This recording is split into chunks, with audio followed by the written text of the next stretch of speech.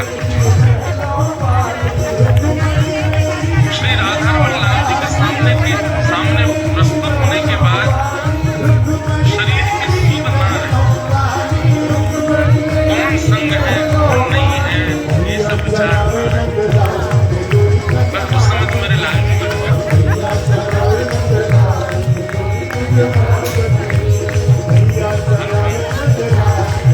आजकल हमारे वृंदावन में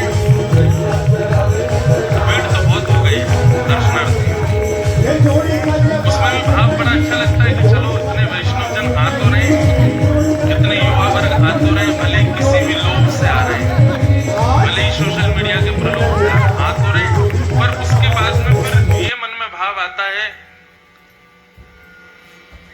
केवल आ जाने से काम नहीं चलेगा ना।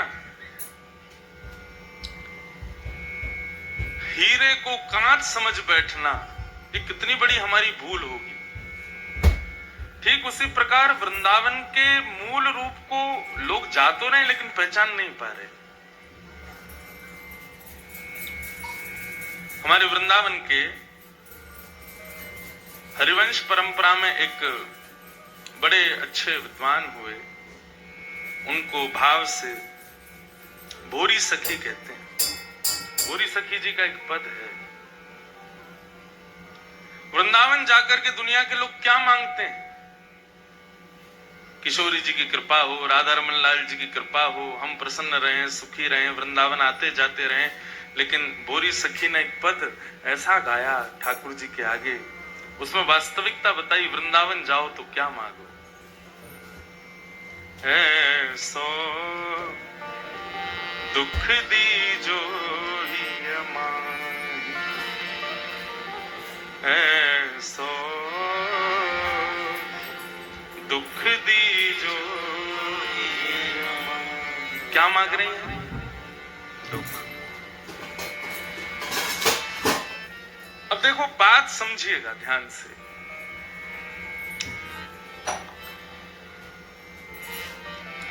संसार के लिए यहां जो मांगा गया ना वो सब दुख के समान है, पर एक वैष्णव के लिए वो सबसे बड़ी संपत्ति है। तो यहां दुख शब्द का प्रयोग सांसारिक लोगों के लिए किया है कि भाई जो हम राधा वल्लभ जी से मांग रहे हैं, राधा रमन जी से मांग रहे हैं, ये संसार के लोगों के लिए दुख है, पर वैष्णव के लिए इससे बड़ी संपत्ति नहीं है कोई। क्या चाहिए, कैसा दुख चाहिए? राधा वल्लभ लाल जी पूछ रहे हैं, कैसा दुख चाहिए बताओ? ऐसो दुख दीजो ही अमानी, ऐसो दुख दीजो ही अमानी।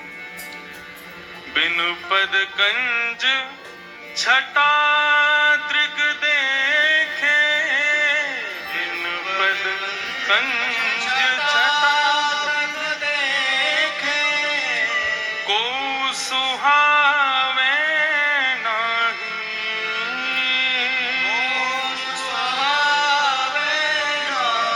कैसा दुख चाहिए? जब तक हमारे श्री राधा रमन लाल जी हमको दिखे नहीं तब तक हमको कोई ना अच्छा लगे, ऐसा दुख दो।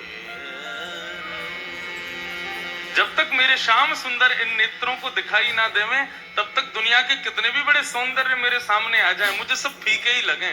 या फिर जो राधा रमन जी से संबंधी वस्तु ना हो उसको देखने में मुझे सुख ना लगे। अब ये संसार के लिए दुख है कि नहीं है? संसार के लिए दुख ही है। संसार के लोगों को तो सौंदर्य देखने से अभिप्राय है, पर वैष्णव का स्वभाव क्या है? श्री राधा रमन, श्री राधा वल्लभ कुंज बिहारी संबंधी वस्तु है तो ही देखेंगे। आपको बताएं, जिस घर में मंदिर नहीं, जिस घर में ठाकुर जी की सेवा नहीं, उस घर का पानी पीने से अनंत जन्मों के किए गए हमारे सब भजन के प्रताप भी सब नष्ट हो जाते हैं।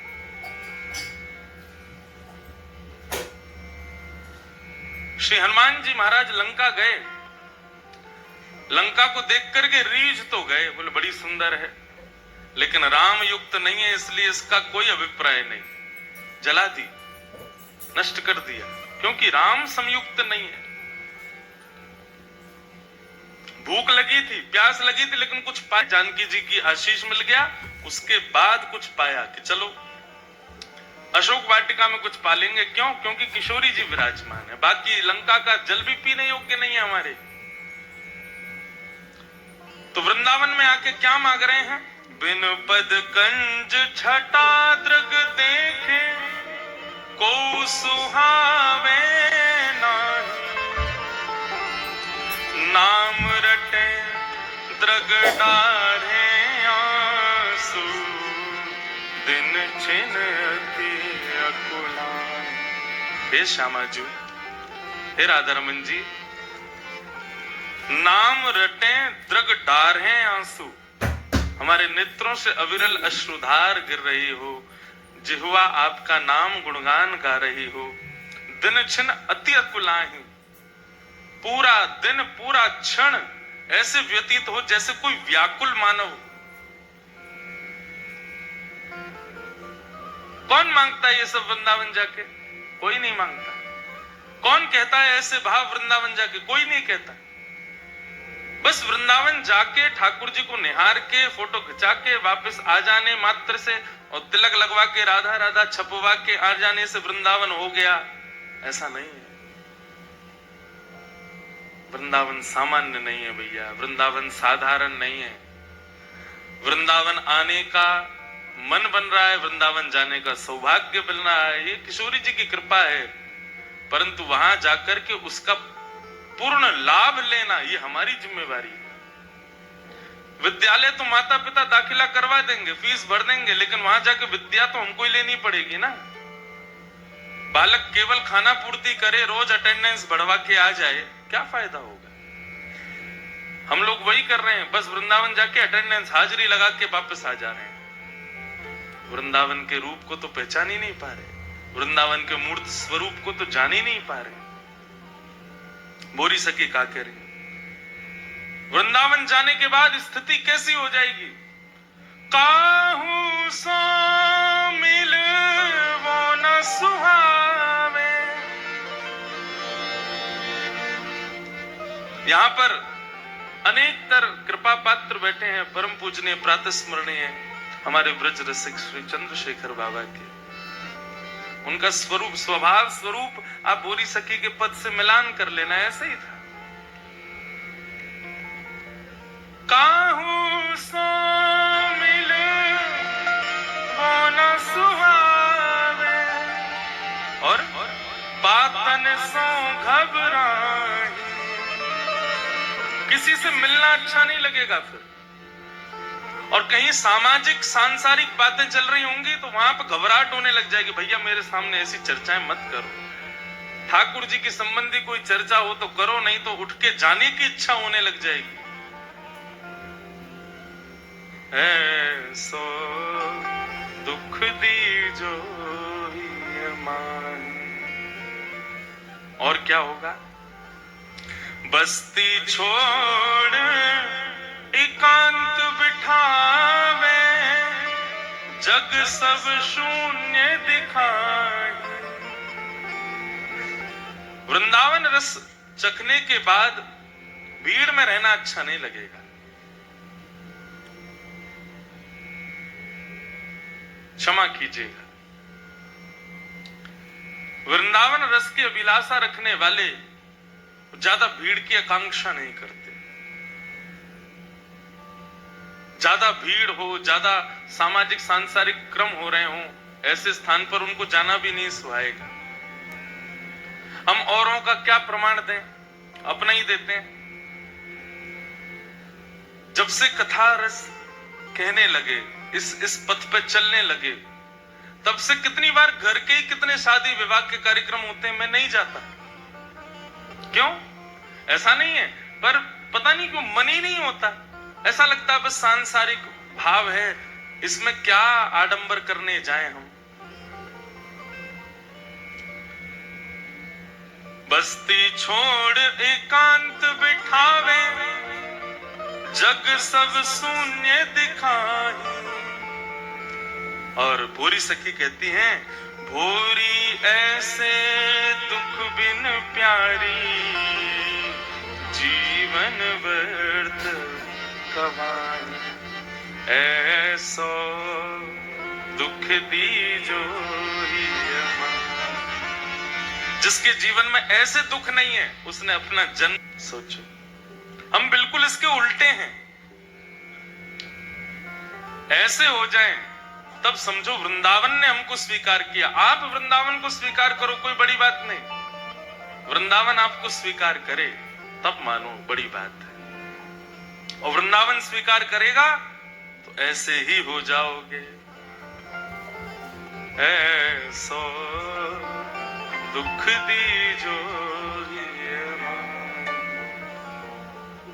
गोपी गीत जब पूर्ण होता है ना, तो वहां पर क्या लिखते हैं वेदव्यास? रुरुदु स्वस्वरम राजन,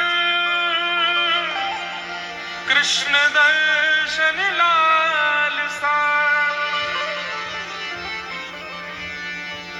गोपियों ने गोपी गीत गाया, और गोपी गीत विश्राम होते ही रुरुदु स्वस्वरम राजन, कृष्ण दर्शन लालसा।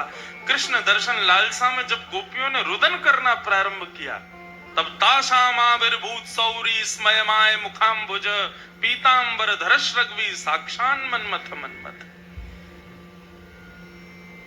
वृंदावन जाकर के और वृंदावन से लौटने में यदि नेत्र सजल नहीं हुए, तो आपने तो बिहारी जी को देखा, लेकिन बिहारी जी ने आपको नहीं देखा। आपने तो श्री राधारमण जी को निहारा, पर राधारमण जी की दृष्टि आप पे नहीं पड़ी, क्योंकि उनकी दृष्टि पड़ी होती तो ऐसा लगता वृंदावन से ज्यों ज्यों पग बाहर जाते मानो प्राण निकल रहे हो। ऐसी स्थिति होती किसी की वृंदावन जाके? आज इतनी भीड़ जा रही है वृंदावन। यदि ऐसी स्थिति होती तो अखबार में ये खबर नहीं होती कि वृंदावन में 2 लाख 10 लाख लोग पहुंचे। वृंदावन में ये खबर होती कि यमुना की तरह एक और नदी बहने लगी। किसकी? आंसुओं की। ऐसे भक्तजन व्याकुल हो गए, नेत्रों से अश्रुधार गिरने लगे। ऐसी स्थिति कहां होती है? इसलिए पहले गुरु आश्रित हो, सत्संग आश्रित हो, संत जनों के आश्रय में जाकर के वृंदावन को समझो, तब वृंदावन जाओ। बिना जाने वृंदावन जाकर के हम बहुत बड़े भाव से वंचित हो रहे हैं। इसलिए हमारे शास्त्र आज्ञा करते हैं, पहले सत्संग करो, पहले हरिस्मरण करो, गुरुजनों से वृंदावन रस समझो, सीखो, जानो, तब जाओ।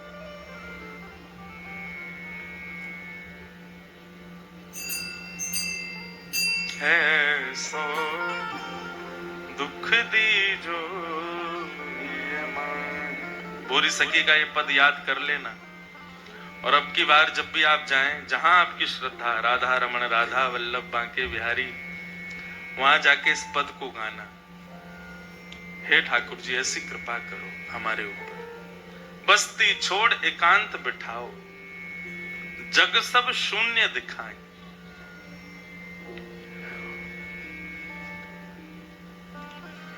तो कल हम लोग 4 भक्तों के बारे में, 3 भक्तों के बारे में हमने सुना था, और उसमें अतिश्रेष्ठ भक्त जो चौथे भक्त हैं, उनके बारे में हमने कहा था कि हम आज बताएंगे।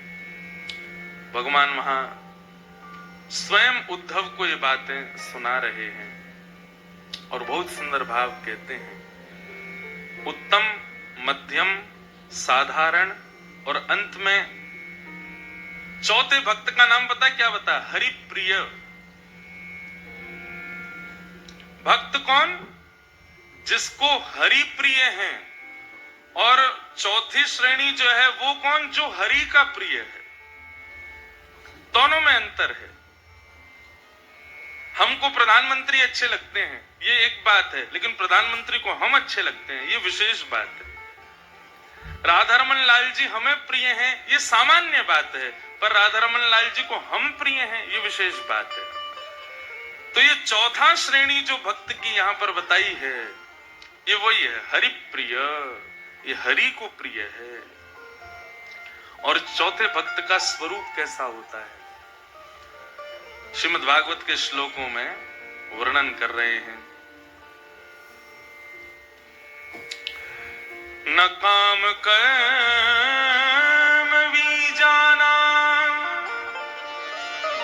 यस्य चेतसि संभव वासुदेवैकनिलय स वै भागवतोत्तमः। न काम कर्म बीजानाम यस्य चेतसि संभव। बहुत ध्यान से सुनो सब लोग। वासुदेवैक निलय सवै भागवतोत्तमः। चैतन्य महाप्रभु कहते हैं तृणादपि सुनीचेन। अपने आप को कैसा समझो? तृण से भी छोटा समझो। हमारी स्थिति कैसी है बंधु? तिलक लगा लें, गुरु आज्ञा से नाम जप करने लग जाएं। जो एक माला थी अब वो 5 हो गई, 5 से 11 हो गई, 11 से 21 हो गई, 21 से 51, 51 से 108 हो गई। परंतु ज्यों ज्यों माला का क्रम बढ़ता है त्यों तो अहम भी बढ़ने लग जाता है कि हम तो इतनी माला करते हैं। हमारी भक्ति ऐसी है, भक्ति का भी वर्धन होता है और भक्ति के संग संग भक्ति करने का अहम भी बढ़ जाता है। मैं भक्त हूं, ये भी एक सूक्ष्म अभिमान है। हम कितनी भी सेवा कर लें, कितनी भी कथा गा लें, कितना भी संकीर्तन कर लें, कितनी भी तिलक लगा के ठाकुर जी की मधुर सेवा कर लें, उसके बाद भी सदैव अपने आप को अचूक ही समझो। और ये स्थिति हमारी हो नहीं पाती। कई लोग कहते हैं महाराज जी हम कितना भी कर ले ठाकुर जी की सेवा लेकिन पता नहीं तृप्ति से नहीं होती। तो मैं कहता हूं ये बहुत बड़ा वरदान है आपको कि आपको तृप्ति नहीं हो रही। और ठाकुर जी से प्रार्थना करना कभी हो भी ना। जिस दिन तृप्त हो गए उस दिन सेवा छूट जाएगी। जिस दिन तृप्त हो गए, तृप्त होता कौन? मानी अभिमानी व्यक्ति तृप्त होता है। रसिक व्यक्ति कभी तृप्त नहीं हो सकता। और इसका प्रमाण श्रीमद् भागवत में प्रहलाद जी, प्रहलाद कथा सबने सुनी है, लेकिन एक बहुत छुपा हुआ रहस्य प्रहलाद जी कथा में। भगवान नृसिंह जब खंभ भेदन करके प्रकट हो गए और महाराज विशाल विकराल स्वरूप नृसिंह भगवान का सत्यम विधातुम निज भृत्य वासितम व्याप्तिम च भूते स्वखिलेषु चात्मन अदृश्यतात्यद्भुत रूप मद्वहम स्तंभे सभाया न मृगम न मानुषम। ना ही मानव बन के आए और ना ही जानवर बन के आए, दोनों का मिश्रण बन के आए। और जब प्रकट होकर के भगवान ने युद्ध किया हिरण्यकश्यप के साथ, उसके बाद में जब हिरण्यकश्यप जब मर गया, नृसिंह भगवान के क्रोध का वर्णन किया गया है भागवत में कि पृथ्वी पर हर 2 मिनट में भूकंप आ रहे थे, इमारतें गिर रही थी, नदियों में तूफान आ रहे थे, काले काले बादल गरज रहे थे आकाश में। और पृथ्वी की स्थिति ये हो गई कि बस ठाकुर जी का क्रोध जरा सा भी तेज हुआ ध्वस्त हो जाएगी, रसातल में चली जाएगी। प्रलय आने वाला था। शंकर जी ने आके स्तुति की, ब्रह्मा जी ने स्तुति की, हनुमान जी ने स्तुति की, सब देवताओं ने आके स्तुति की। अंततोगत्वा लक्ष्मी जी बोली मैं जाती हूं, हमारे पतिदेव है ना, हमको देख के शांत हो जाएंगे। ब्रह्मा जी बोले मैया आप ही जाओ। जैसी लक्ष्मी मैया गई, कहां बैठे हैं? बोले आगे से लेफ्ट टर्न लेना फिर राइट लेना, सामने सिंहासन पे बैठे। लक्ष्मी बढ़िया सज धज के सुंदर गई।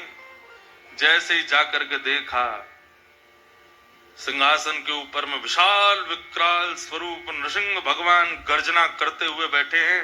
खून से संलप्त हाथ हैं, गले में अंतड़ियां पहन रखी हैं हिरण्यकश्यप की। एक संत बता रहे थे, और लक्ष्मी पहले तो भयभीत हुई, तो भगवान ने जब लक्ष्मी को देखा तो बस इतना कहा इधर आओ।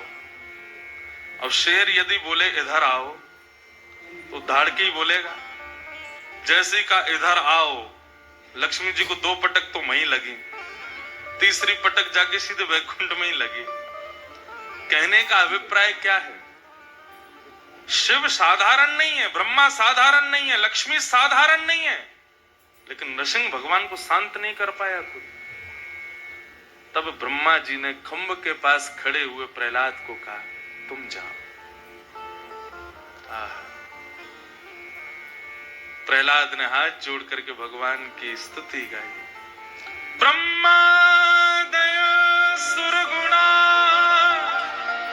मुनयोथ सिद्धा सत्त्वैकतान वचयो वचसां प्रवाहै। हे नाथ, ब्रह्मा आदि देवताओं जैसी अच्छी वाणी मेरे पास नहीं है। क्यों? प्रहलाद जी खड़े खड़े सुन रहे थे ना, कितनी अच्छी स्तुति गा रहे हैं ब्रह्मा जी, शंकर जी, सब लोग। बहुत सावधानी से सुनना। इस कथा में एक बहुत बहुत सुंदर बात हमको सीखनी है। नेक नेक आगे खिसक आओ बिना हिले। हाँ, बस बिना किसी को पता चले नेक नेक खिसक आओ, सरक आओ। निताई गौर हरि बोल। आज बड़ा सौभाग्य रहा हमारे मध्य में पूज्य श्री कपिल मुनि जी महाराज पधारे रोहतक से। जल्दी महाराज जी के सानिध्य में रोहतक में वाणी का प्रवाह होने वाला है। हिसार के भी सब लोग पधारेंगे। व्यासपीठ से आपको बारंबार प्रणाम करते हैं। भज गोविंद गोविंद गोपाला,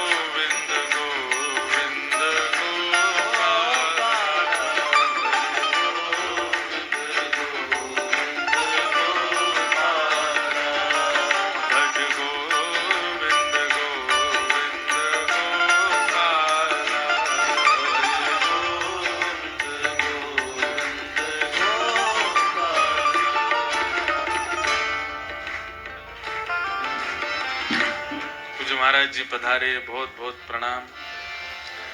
तो मैं क्या बता रहा था,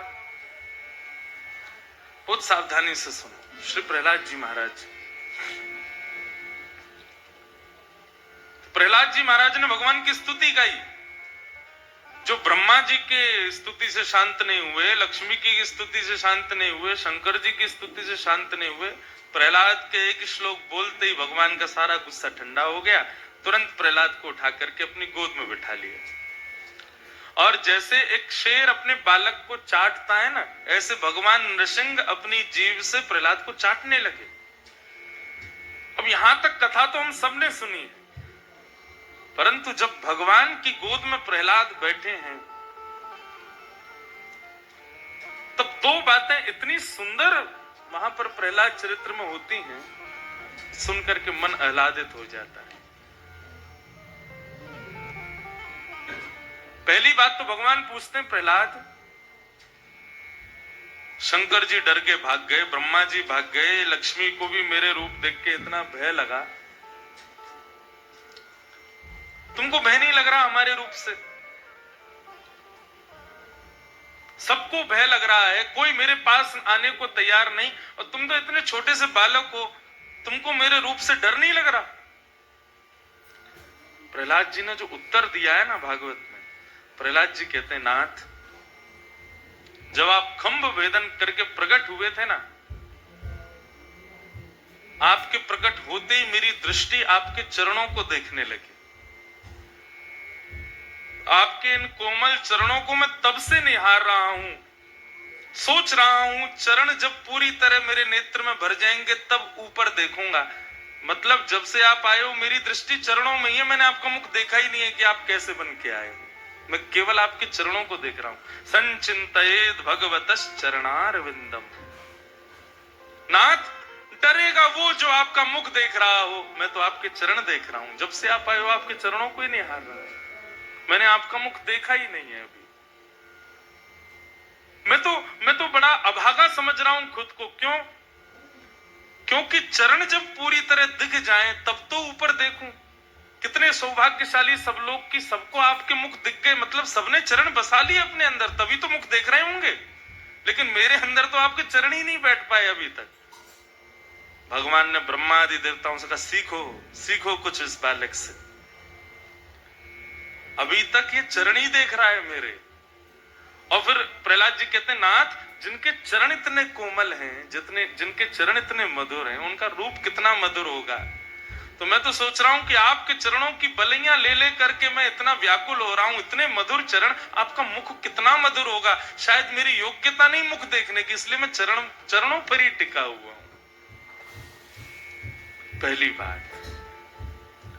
और फिर दूसरी बात तो और गजब।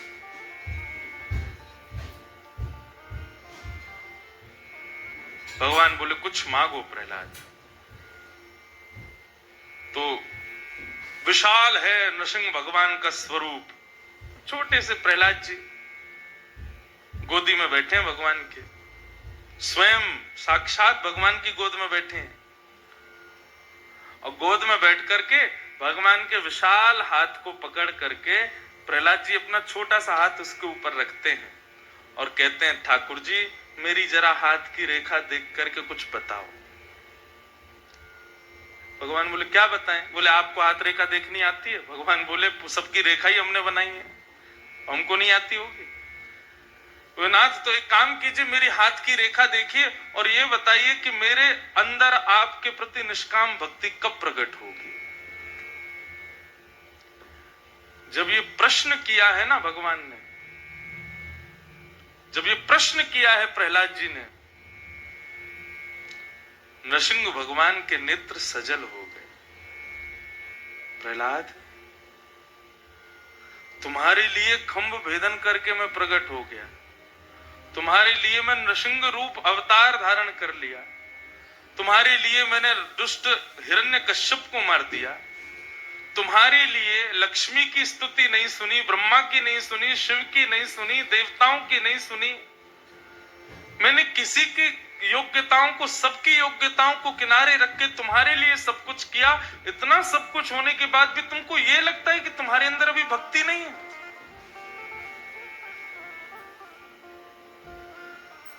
ठाकुर जी ने कस के हृदय से लगा लिया प्रहलाद को। क्या सीख रहे हैं हम इस भाव से? कितनी भी योग्यताएं जीवन में आ जाएं, कितनी भी श्रेष्ठता से हम ठाकुर जी का स्मरण भजन भक्ति भाव से कर लें, लेकिन सदा सदैव अपने आप को तृण के समान ही मानो। ठाकुर जी को वही प्रिय लगता है। मैं भक्त बन गया, मैं बहुत बड़ा वैष्णव हूं, इतना नाम जापक हूं, ऐसी एकादशी व्रत करता हूं। जो लोग, विश्वास मानिए, बुरा नहीं मानिएगा, मेरे पास बहुत लोग मिलने आते हैं और मैं उस समय कुछ नहीं बोलता, सबके जवाब मंच पे ही देता हूं। कई लोग बहुत बताते हैं, हमने इतनी एकादशी कर ली महाराज, इतना नाम हम रोज जपते हैं। गुरुजनों के सामने जितना भक्ति को भजन को छुपाओगे, सबके सामने जितना भक्ति भजन को छुपाओगे, उतना निखार आएगा। इसको भक्तमाल जी में श्री नाभाजी महाराज कहते हैं अंतर्निष्ठ भक्ति। कौन सी भक्ति? छुपी हुई। रत्न का ढिंडोरा पीट दो कि मेरे कमरे में, अलमारी में, फलाने जगह ड्रॉवर में और जो है 2.5 करोड़ का एक हीरा रखा है, बता दो सबको, एक दिन चोरी हो जाएगा। इसलिए भैया, भक्ति से बड़ा रत्न नहीं है कोई। श्री राधारमण लाल जी कभी स्वप्न में दिख जाएं, कभी उनका अनुभव हो जाए, कभी उनकी अनुभूति हो जाए, किसी से मत कहो, किसी को बताने की जरूरत ही नहीं है। रात में स्वप्न में ठाकुर जी, क्यों बताना किसी को? हमको ऐसी अनुभूति वृंदावन जाके हुई, क्यों कहना? हाँ, गुरुजनों के सामने साझा करो, गुरुजनों से बड़े संकोच के साथ कहो, उसमें हमारा यश बढ़े इस भाव से कभी मत कहो।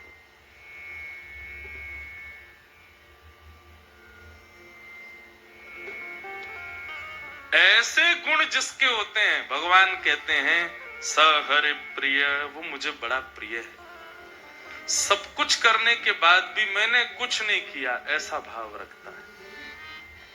अति श्रेष्ठता से मेरी भक्ति करने के बाद भी सदैव अपने आप को तृण के समान समझे, मुझे बहुत प्रिय है।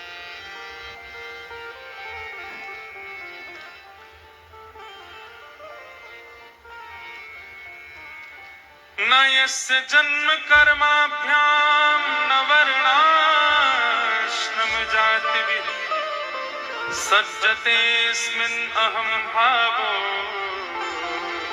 देवै स हरि प्रिय। भगवान कहते हैं जो किसी वर्णाश्रम जाति के बंधन में नहीं रहता, मैं श्रेष्ठ कुल में जन्मा हूं कि साधारण कुल में जन्मा हूं, इस बात की कभी उसको शिकायत नहीं होती। मुझे ठाकुर जी ने गोरा बनाया, काला बनाया, एक हाथ से पंगु बनाया, नेत्रहीन बनाया, इसकी भी कभी कोई चिंता नहीं करता। मैंने जो जैसा दिया सब में प्रसन्न है। हर स्थिति में अहम शून्य रहता है और शिकायतों से भी विहीन रहता है। स हरि प्रिय, वो मुझे प्रिय है, वो मुझे बहुत प्रिय लगता है। पधारो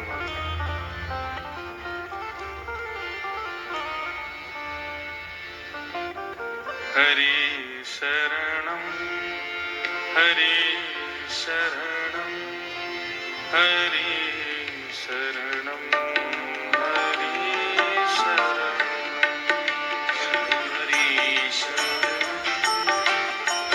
हरि शरणम हरि शरणम हरि शरणम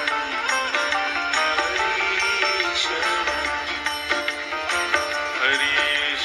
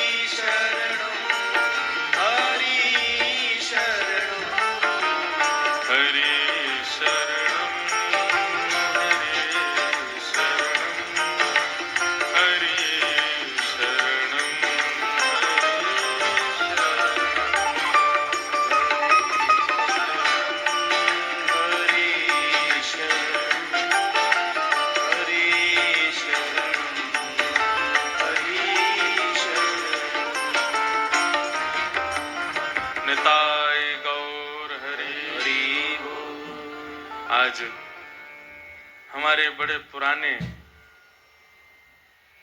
किस भाव से आपको हम पुकारें। बड़ा स्नेह आपका मुझ दास को प्राप्त हुआ है बाल्यकाल से।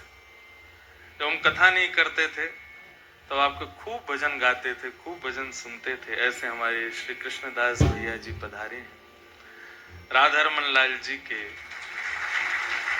परम, जैसे हम लोगों को सांसारिक जगत के संगीतकार बड़े प्रिय लगते हैं, उनके हम बार बार रिपीट पर सुनते हैं, ऐसे ठाकुर जी के भी कुछ प्रिय हैं, उनको ठाकुर जी ऑन रिपीट सुनते हैं। ऐसे हमारे श्री राधारमन लाल जी जिनको खूब स्नेह करते हैं, जिनकी वाणी से ना जाने कितनों के हृदय में प्रवेश करते हैं, ऐसे हमारे श्री कृष्णदास भैया पधारे हैं। बहुत बहुत स्वागत। और व्यास मंच से हरि बोल। आपकी वाणी से कितने लोगों ने श्री राधारमन लाल जी का सुख आस्वादन किया। ऐसी कृपा बंधुओं, ये भी पूर्व जन्म के हमारे ऊपर वैष्णव जनों की कृपा है, आपके ऊपर वैष्णव संतों की कृपा है। अब देखिए, इस संपूर्ण जीवन केवल हमको एक ही भाव से पहचाना जाएगा कि ये राधा रमन जी के गुणगान गाते हैं। हमारी इसी में ही भलाई है, हमारा इसी से ही जीवन धन्य है कि हमारी पहचान उनके नाम से। तो हमारे पूज्य श्री कृष्णदास भैया, आपके संग बड़ी पुरानी यादें हैं। बाल्यकाल में हमको पहली बार स्टूडियो में गवाने वाले कृष्णदास भैया ही हैं। आप ही पहली बार लेकर के गए थे और दिल्ली में जीतू गावा जी के मां स्टूडियो में पहली बार आपने ही गवाया। जिन्हीं क्रम श्रृंखला में तीसरा चौथा भाव, गोवर्धन वासी सांवरे तुम बिन रहो ना जाए, आज कितने वैष्णव उसको सुनते हैं। तो ऐसे हमारे भैया पधारे हैं, बारंबार आपको प्रणाम। क्रम में चलें, फिर आज लाल जी पधारेंगे और लाल जी को डबल सुख मिलेगा। भैया की भी वाणी सुनेंगे और हमारे साथ में दिव्यदास भैया हैं, उनकी भी वाणी आज लाल जी सुनेंगे। हम लोगन को तो मुफ्त में ही सब प्राप्त हो जाएगा, यहीं बैठे बैठे लाल जी की कृपा अनुग्रह सब होगा। कथा क्रम सुने तो हरिप्रिय ठाकुर जी कह रहे हैं, नयस्य जन्म कर्माभ्याम नवर्णाश्रम जाति भी सज्जतेस्मिन अहम भावो देहे वही स हरे प्रिय। मेरा प्रिय कौन, मुझे कौन प्रिय लगता है? सबसे पहली बात, अहम शून्य। अहम शून्य व्यक्ति ही ठाकुर जी को प्रिय है। किसी भी प्रकार का अभिमान अहम ना हो। मैंने पहले ही कहा, मैं भक्त हूं, मैं इतनी माला करता हूं, मैं एकादशी करता हूं, मैं ऐसे रहता हूं, यह भाव भी प्रकट करना एक प्रकार का अहंकार है। यह भी एक जगन्नाथपुरी में एक भक्त हुआ, उनका नाम था माधवदास। क्या नाम था? माधवदास जी से जगन्नाथ जी इतने प्रसन्न रहते थे कि जब श्री माधवदास जी जगन्नाथ मंदिर में दर्शन करने के लिए जाते थे तो ब्रह्म वेदी पर बैठे श्री जगन्नाथ जी ऐसे झूमते थे माधवदास जी को देख करके, और सारे भक्तजन माधवदास जी की जय जयकार करते, जय हो माधवदास की जय हो। देखो, इनको देख के जगन्नाथ जी प्रसन्न हो जाते।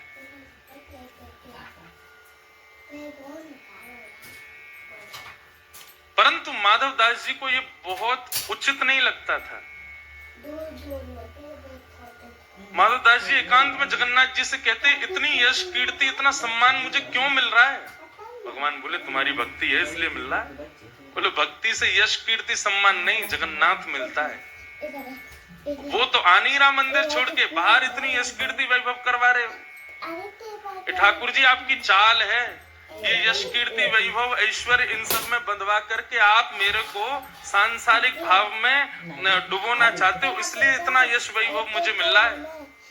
लेकिन जगन्नाथ जी ने इसका कोई उत्तर नहीं दिया। ये बात बिल्कुल सत्य बंधु। हमारे वृंदावन में कहते हैं, भ्रातः तिष्ठ टले टले विटपिनाम ग्रामेषु भिक्षामटः स्वच्छंदम पिबयामुनम जलमलम चीराणि कंताम कुरु सम्मानम कलयाति घोर गरलम। कलयुग में यदि विष कुछ है तो सम्मान है।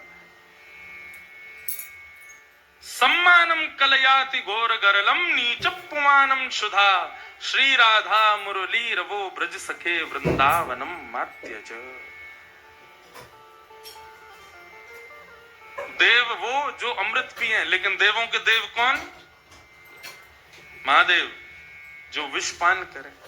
मतलब सम्मान को ही यहीं पर यहां से नीचे उतरने ना देवे, बस उसको जीवन में आने ना देवे, वो ही श्रेष्ठ है इस संसार में।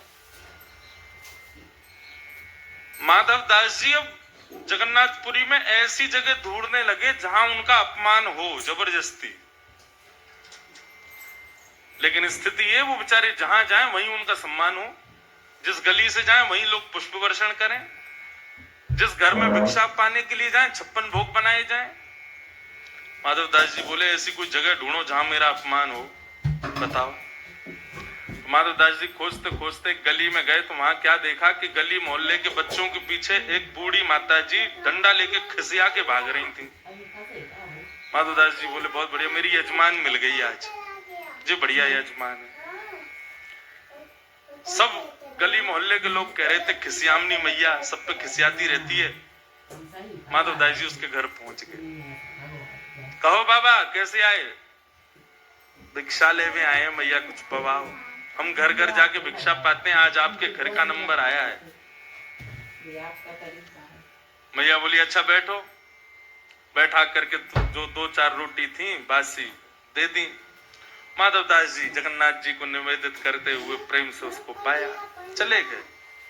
दूसरे दिन फिर आ गए। मैया बोली याने तो भैया हम बिना पैसा के नौकर बना लिए, रोज रोज आ जाए। बाबा आज कैसे? बोले मैया बड़ा स्वाद आया कल के आपकी भिक्षा में, इसलिए हम तो दोबारा यहीं आ गए। मैया भीतर गई, आज भी थाली लगाई, लेकिन आज किसी में नमक ज्यादा डाल दिया, किसी में नमक ज्यादा कर दिया, एक सब्जी में मिर्च ज्यादा झोंक दी कि मिर्च लगेगी नमक लगेगा, कल से बाबा नहीं आएगा। लेकिन माधव दास जी ने जैसे ही पाया वो समझ गए। बोले मैया जबरदस्ती नमक नींबू और मिर्च डाल के लाइए ताकि मैं आऊं नहीं। कहो बाबा कैसी लगी? माधव दास जी बोले मैया आज तो कल से भी ज्यादा स्वादिष्ट है। मैया बोली ये बाबा ऐसे नहीं माने। किसी बात से लड़ाई हो गई थी तो वैसी खिसिया रही थी, इतने में ही माधव दास जी तीसरे दिन फिर आ गए। मैया भिक्षाम देही।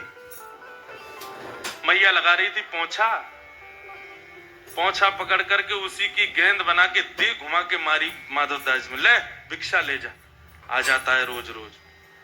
जैसे ही पोंछा आकर के मुंह पे पड़ा माधव दास जी के, जय जगन्नाथ जय हो ठाकुर। अब थोड़ी शांति मिली, बहुत सम्मान मिल गया था, अब थोड़ा बराबर हो गया मामला, अब ठीक है। पोंछा लेकर के सिर से लगाया, बोले भैया जो मिले भिक्षा में स्वीकार करना चाहिए, परंतु मैं तो स्वीकार कर लूं, पर पोंछा जगन्नाथ जी को कैसे निवेदित करूं? ले जाकर के उस पोंछे को सुखा दिया, सुखा करके उसके रेशे अलग किए और उसका दिया बना के घी पधरा के जगन्नाथ जी की आरती कर दी, उसी को निवेदित कर दिया। श्री चैतन्य महाप्रभु जो कहते हैं बंधुओं, इस बात को अपने जीवन का सूत्र मान लीजिए, तृणादपि सुनीचे न, मैं तृण से भी छोटा हूं।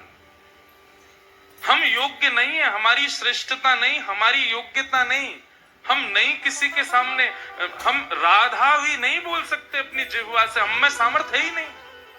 किशोरी जी बुलवा रही हैं, ठाकुर जी कृपा कर रहे हैं तो ये संभव हो पा रहा है। ऐसे अहम भाव से जो शून्य रहता है, भगवान कहते हैं स हरे प्रिय, वो मुझको प्रिय है। सब कुछ करने के बाद भी सदा तृण के समान स्वयं को समझे, वो मुझे प्रिय है। और यहां पे कहते हैं वर्णाश्रम जाति भी। देखो बंधुओं, वर्णाश्रम जाति प्रजाति इन सब में हम बंधे इसलिए हैं, एक प्रकार से ये भी हमारे लिए चैलेंज है। भक्ति भाव से इससे ऊपर उठ के दिखाओ। जात पात पूछे नहीं को, हरि को भजे सो हरि को। हम किसी भी वर्ण में, किसी भी जाति में हैं, अपने भक्ति प्रेम लक्षणा भक्ति से स्वयं का निर्माण ऐसा किया जाए, संत भी देख करके ये विचार ना करें कि ये कौन सी जाति का है, वो श्रेष्ठ ही है। और ये भक्ति भाव में सामर्थ्य है। ये सारे जो बंधन है ना, जाति के, पाति के, या छोटे के, बड़े के, काले के, गोरे के, सुंदर के, कुरूप के, ये सारे भेद नष्ट हो जाते हैं जब हरि भजन हृदय में आता है। हरि सत्संग करने वाला, हरि स्मरण करने वाला काला है, ये कोई विचार नहीं करता। हरि सत्संग करने वाला छोटा है, ये कोई विचार नहीं करता। किस जाति का है, ये कोई विचार नहीं करता। क्यों? क्योंकि हरि सत्संग भजन स्मरण प्रेम लक्षणा भक्ति में सामर्थ्य है उस बंधन से मुक्त करने की। रैदास जी के ठाकुर जी, ब्राह्मणों ने एक दिन राजा को जाकर के शिकायत कर दी, बोले रैदास को अधिकार नहीं है ठाकुर जी की सेवा का, ये छोटी जाति का व्यक्ति है, ठाकुर जी की सेवा तो हम ब्राह्मण ही कर सकते हैं। राजा ने सभा बैठाई और पंचों को बैठा करके कहा क्या करना चाहिए। बोले ब्राह्मणों की बात भी ठीक है। राजा ने कहा देखो भैया, हम ऐसे नहीं करेंगे, एक प्रैक्टिकल करते हैं। उसमें जो पास ठाकुर जी उसके एक सिंहासन पर बीच में ठाकुर जी बैठा दी, एक तरफ सारे ब्राह्मण, एक तरफ अकेले रैदास। बोले कहो अब अपने भाव से ठाकुर जी को प्रसन्न करके दिखाओ, जिससे रीच करके ठाकुर जी उसकी तरफ मुख मोड़ लें, समझो उसी के हैं ठाकुर जी।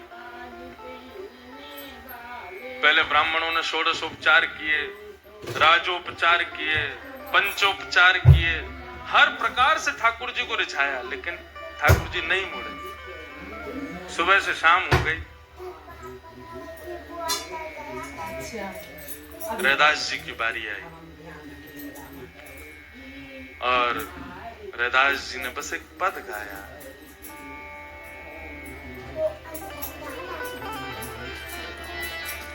जो तुम तोड़ो राम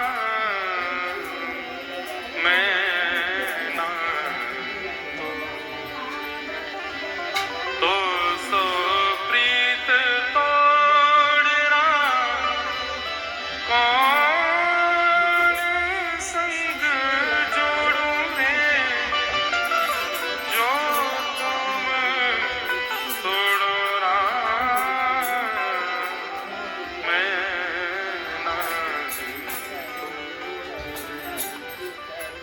रैदास जी ने इस पद को गाया और कहा, नाथ मेरे जैसे हजारों आपके लिए हैं, पर मेरे तो केवल आप।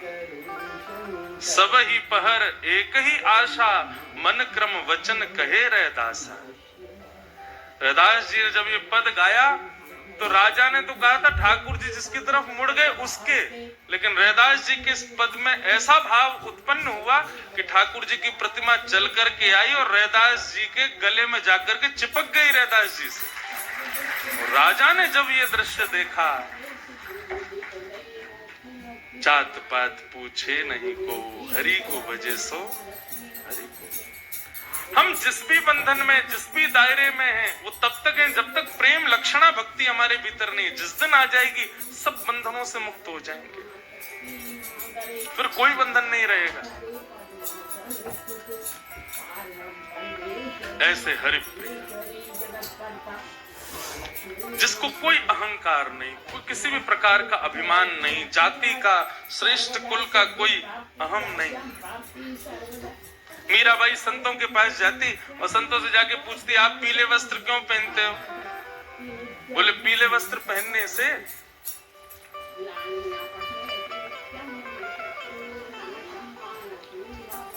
नेक नेक सरक आओ आगे को। अब कहां तक करें? वो कह रहे हैं बाहर बहुत लोग हैं, ऊपर मंच पे ही बैठ जाओ हमारे पास आके। अब तो यही जगह बची है भैया, कुछ लोग इधर भी बैठ सकते हैं, यहाँ से भी सुननी तो है, कान में कहीं भी सुन ली हो भैया। नेक नेक आगे आओ, थोड़े थोड़े आगे आओ।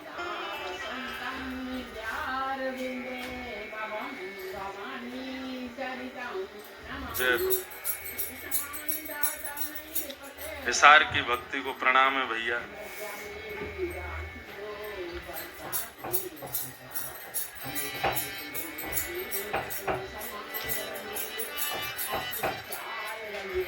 इतनी आवाज करके नहीं भैया, धीरे धीरे ही आ जाओ।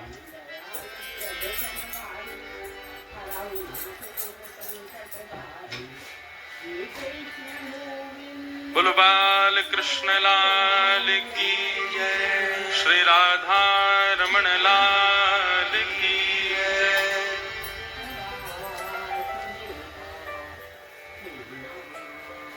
मीराबाई के विषय में हम चर्चा कर रहे थे।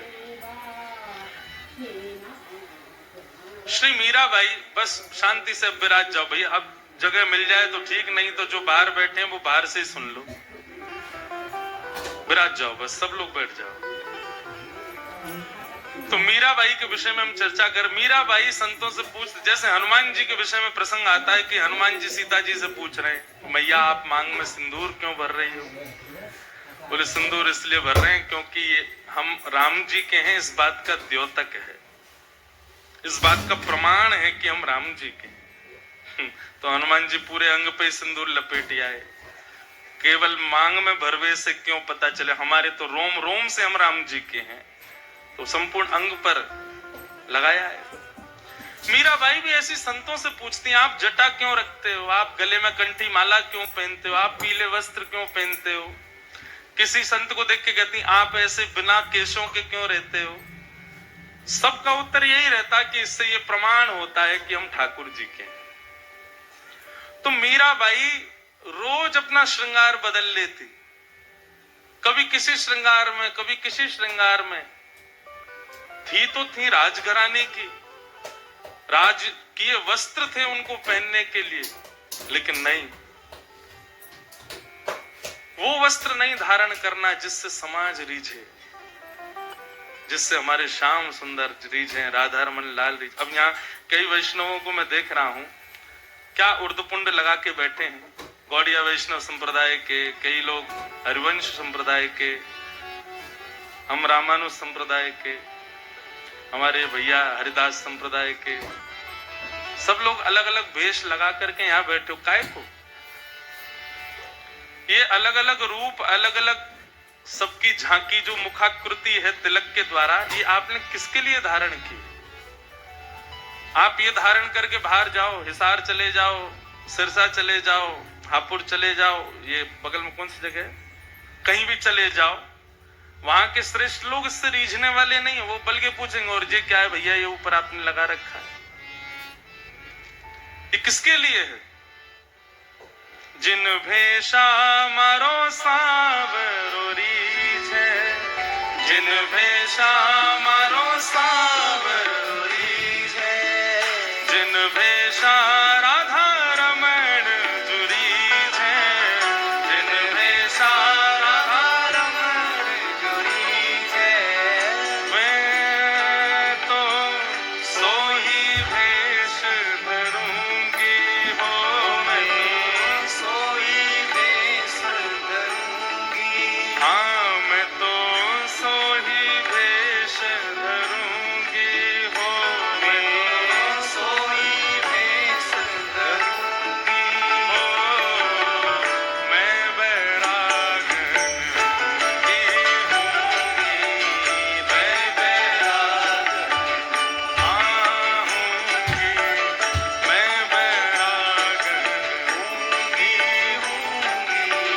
मैं बैरागन। गाओ भाव से, ओ जिन भेषा राधा रमण जुरीझे, जिन भेषा राधा रमण जुरीझे, जिन भेषा मारो गिरधर रीझे, जिन भेषा मारो गिरधर रीझे, सोही भेष धरूंगी हो, मैं तो सोही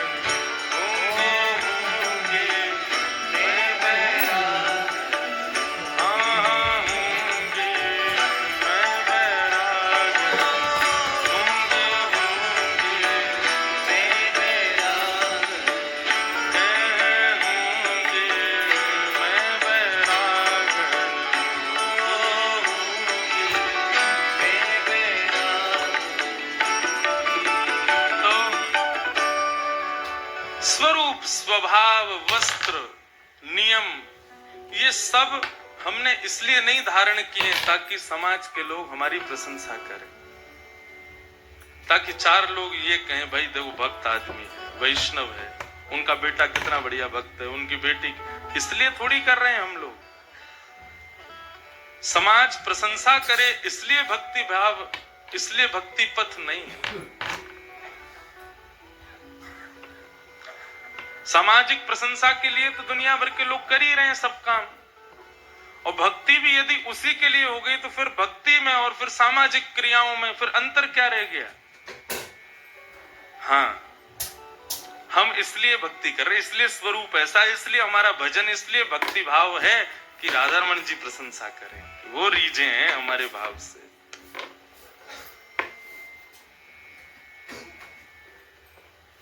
और भले ही रूठे पर ठाकुर जी ना रूठे, कोई रीझे ना रीझे पर श्याम सुंदर जरूर रीझे हमारे भाव से। इसलिए हमारा भजन है, इसलिए ये तिलक है, इसलिए ये स्वरूप है।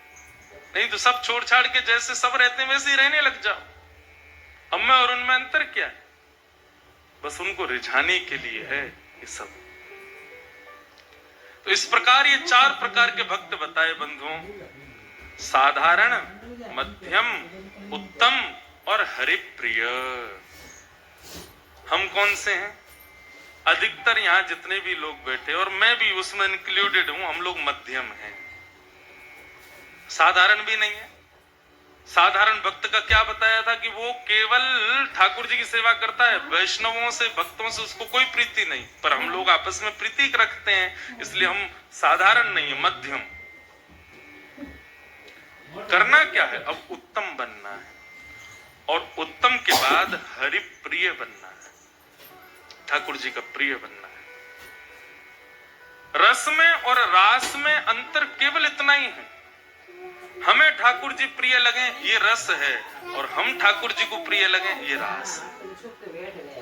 तो रस से रास के बीच का जो हमारा मार्ग है वही भक्ति है। पर कई लोगों को रस में ही सुख मिल जाता है कि हम उनके हमें ठाकुर जी प्रिय लगे, बस हमको तो इसमें चैन नहीं पड़ता। ब्रजवासी ने इतने भाव में चैन ना पड़े कि बस हम राधारमण जी हमें बढ़िया लगे, अरे हम बढ़िया लगने चाहिए राधारमण जी को, हम भी चोखे लगे राधारमण जी को, हमारो भाव भी प्रिय लगे उनको। उसके लिए भक्ति है, उसके लिए सब भाव है। रस में और रास में यही अंतर है। अपने भक्त के अनुपस्थिति के लिए ठाकुर जी व्याकुल हो जाएं, तब रास प्रारंभ होता है। ऐसी भक्ति जिसकी वो हरिप्रिय है, वो हरिप्रिय। एक कथा भक्तमाल जी में आती है। एक भक्त थे, उनका नाम था धन्ना जाट। क्या नाम था? बड़ी मधुर कथा है धन्ना जी की। धन्ना जी की कथा ऐसे प्रारंभ होती है कि सामान्य से परिवार में धन्ना जी का जन्म हुआ। देखो, ये हरिप्रिय हैं, इनको हरिप्रिय थे, लेकिन इनकी भक्ति से